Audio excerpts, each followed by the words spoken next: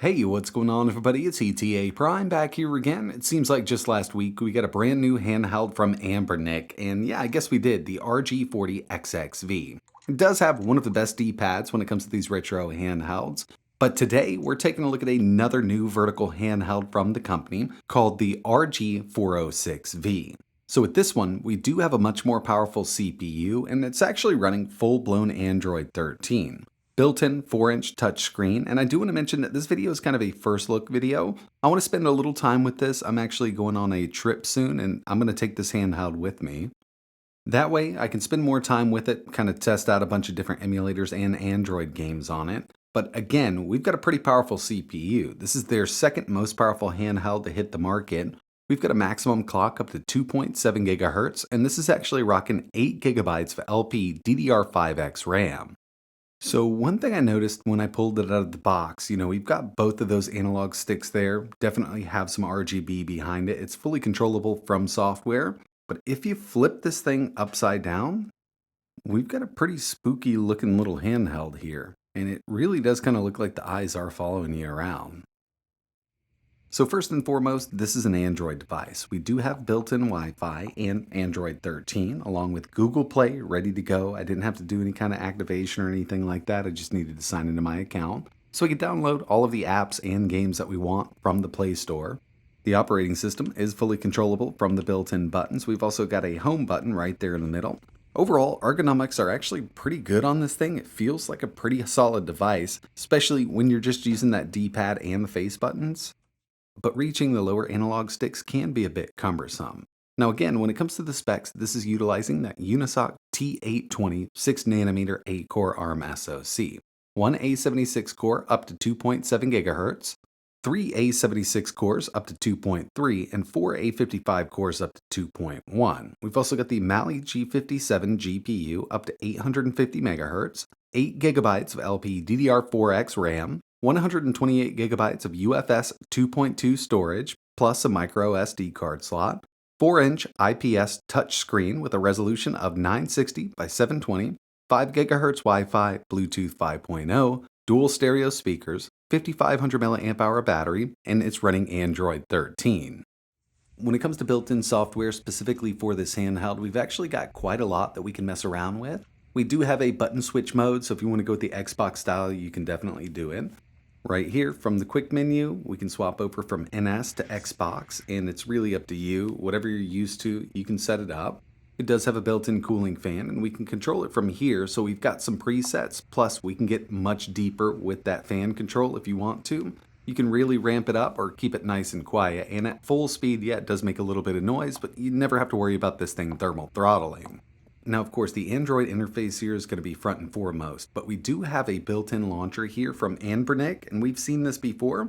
They've really been doing a lot of work to it. I think it's a good-looking launcher when it comes to emulation. Super easy to use. You can have this automatically scan whatever directory you'd like, usually on the micro SD card. As long as we've got our folder structure set up correctly, it'll put our games in the right location. And the UNISOC T820 actually has enough power to emulate PS2 games. You're not going to get the full library, but with something like AetherSX2 or NeitherSX2, you're actually going to have a pretty good time at a lower 1x resolution. It'll also do GameCube and Wii. So this is built in, ready to go. It's just really easy to use. From our drop-down, we can also control the RGB here. So we've got a few different presets that we can use directly from here, like our rainbow or marquee. We've also got a chase. So when we move these around in chase mode, I believe it is, yeah, you'll see the RGB will light up. But we've also got a full custom mode from the handheld settings in the Android settings. Scrolling down a bit, we'll find the handheld settings. And from here, we can control that fan, performance, and of course, we've got that RGB control. This new RGB system that they have built in is actually much better than their previous generations. So we've got full control over the brightness and colors. Again, we've still got those presets here, but if you want to go with a solid color, you can choose it directly from the color picker. So yeah, with these updated system settings we have here, we've got a lot more control over the handheld itself. And like I mentioned, this is not the first time we've seen the UNISOC T820, one of their handhelds. The RG556 was the first device they released with this same CPU, and that's one of the handhelds I actually really like from them. It's got a much larger screen, but if you're looking for something with some power and want that vertical layout, then this actually might be a pretty decent choice for you. The first thing I wanted to take a look at here were some native Android games running on this device, and with that T820, yeah, you can definitely play something like Call of Duty Mobile. It'll do Genshin Impact, but I would suggest low 30 FPS. GTA series that was recently ported over to Android itself will work just fine with this chip here. Those run at 30 FPS. You want to do PUBG, it'll also run pretty well on the Unisoc T820. Next up, we've got Asphalt, and I still call this Asphalt 9, but I think they renamed it. It's actually just the same game with a little bit of a different look in the menus and things like that. This runs perfectly fine. All of the Android stuff that I've tested so far runs pretty good. And one thing I've noticed about a lot of these Android games is they do scale quite well to these odd resolutions when it comes to these retro handhelds that are using an Android operating system. So the games are going to look perfectly fine. But when it comes down to it, this is a retro handheld console, and a lot of people do want to get these specifically for emulation. And with the lower end stuff, it's going to run great. NES, SNES, Game Boy Advance, PC Engine, you want to go with stuff like that, not a problem. But what I wanted to do was test out some higher end stuff, and the first thing we have here is actually some Dreamcast. I know it's not that hard to run, but this is the system I really go to for D-pad testing, and I'm pretty impressed with the D-pad. This feels pretty good. It does feel a bit higher than the RG40XXV that was recently released, but overall I think they've really kind of mastered the D-pad on these retro handhelds. Super easy to pull off these special moves in your favorite Street Fighter games, and I mean, we've got a ton of Street Fighter games that are going to run just fine on this thing. Next up, we've got a little bit of GameCube, and originally I went into this with a Dolphin MMJ, which is kind of a modded Dolphin version for lower end devices. It did not run as well as the official version of Dolphin. Here's Auto Modellista. We're at 1x resolution, Vulkan backend, and this is running really well. I actually wasn't expecting it here.